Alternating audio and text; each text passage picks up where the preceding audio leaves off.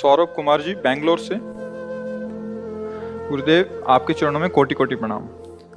गुरुदेव, मेरा प्रश्न यह है कि हमें पूर्व जन्म के अपराध या पापों का स्मरण क्यों नहीं रहता? अगर स्मरण रहता तो क्या भगवत मार्ग पर चलना सहज या स्वाभाविक नहीं होता? सहज नहीं होता, मरना होता। प्रतिपल जलते तो भगवान की कृपा कहो कि विस्मृति किए हुए प्रतिपल जलते जीना मुश्किल हो जाता।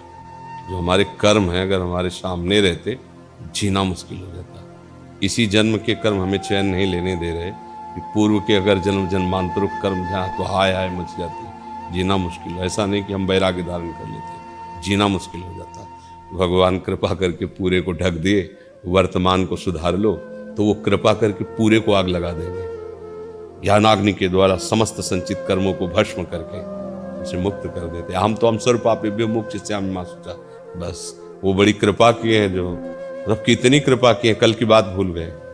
अगर हमको याद रहे कि हमने क्या कर्म किए, हमें क्या दंड मिला, हमें क्या क्या भुगतना है, होश खराब हो, भयभीत हो जाओगे, कांप जाओगे, मतलब दिमाग काम नहीं करेगा। सोचो, माँ के गर्भ में रहे वो कष्ट अगर हम भूल ना पाते तो हमारी क्या हालत होती।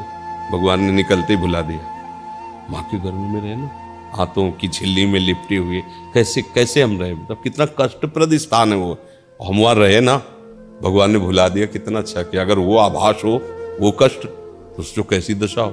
कैसे कैसे हम कष्टों से गुजर के आए, हुआ वो भुलवा दिया। थोड़ा तो आनंद में रहे। अगर उसका चिंतन करेगा तो जल जाएगा, तू परेशान हो जाएगा, दुखी हो जाए। ये उनकी कृपा है, पर हमारे कर्म तो है ही है ना।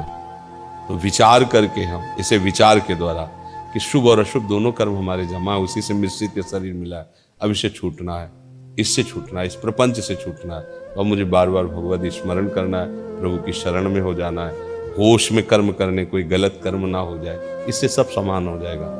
उधर भी नष्ट हो जाएगा, आगे का निष्फल हो जाएगा, प्रारब्ध निष्प्रभावित हो जाएगा और भगवत प्राप्त हो जाएंगे। अगर शुभ भी बचा तो भोगना पड़ेगा, अशुभ बचा तो भोगना पड़ेगा। शुभ अशुभ दोनों नष्ट हो गए तो भगवत प्राप्त हो जाता है।